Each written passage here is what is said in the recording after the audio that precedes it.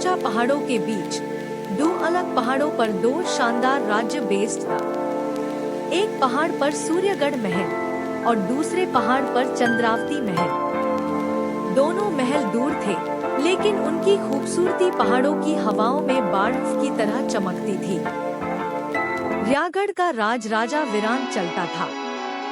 उनकी कोई रानी नहीं थी, बस उनके दो प्यारे बच्चे, राजकुमार आरव और राजकुमारी कियारा। आरव बहादुर और एडवेंचरस था और कियारा पहाड़ों की राहों का राज ढूंढने में दिलचस्पी रखती थी। दोनों को पहाड़ों की ऊंचाइयों पर घूमना, नदियों का मजा लेना और जंगल की आवाजों का पीछा करना बहुत पसंद था। चंद्रावती का राज राजा अधिराज चलता था, जिनके साथ उनकी समझदार रानी सानवी और उनकी सुंदर बेटी प्रिंसेस मीरा रहती थी। ये परिवार भी पहाड़ों को प्यार करता था और अक्सर घूमने जाता था। एक दिन सुबह सुबह सूर्यगढ़ के आरव और कियारा घोड़े लेकर पहाड़ों पर निकल पड़े। वो नए रास्ते ढूंढ रहे थे, नई चोटियां देख रहे थे। इसी वक्त चंद्रावती के राजा अधिराज, रानी सानवी और उनकी बेटी मीरा अपने ही रास्ते से पहाड़ों का सफर कर रहे थे। दोनों परिवार अलग पहाड़ों और अलग डायरेक्शन में थे और किसी को किसी की मूवमेंट का पता नहीं था। शाम के करीब मीरा ने अपनी दोस्त अनाया के साथ बिना बताए जंगल की गहराइयों में जाने का फैसला किया। उन दोनों ने नदी के किनारे जाने का प्लान बनाया, जहां एक छुपा हुआ स्पॉट था। जंगल के बीच पहुंचकर उन्होंने एक अजीब सी रोशनी देखी। नदी के पास परी झूला झूल रही थी। वो थी आरिका, जंगल की रक्षक। मीरा और अनाया पहले घबरा गई, पर धीरे धीरे आरिका से बात करने लगी। आरिका उनसे प्यार से मिली और कुछ ही दिनों में तीनों की दोस्ती गहरी हो गई।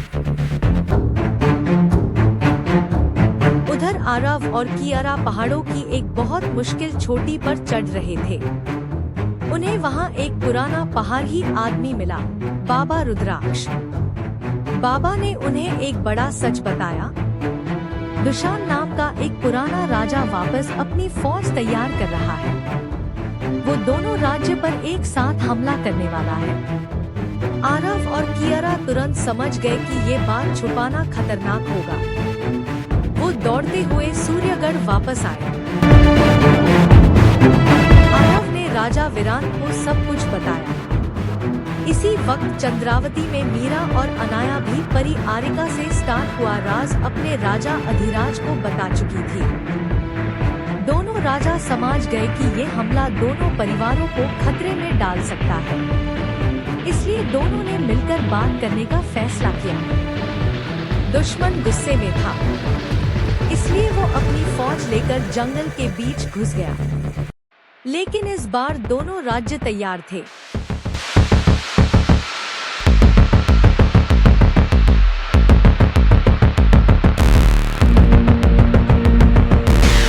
राजा तलवार लेके बीच मैदान में लड़ने उतरे।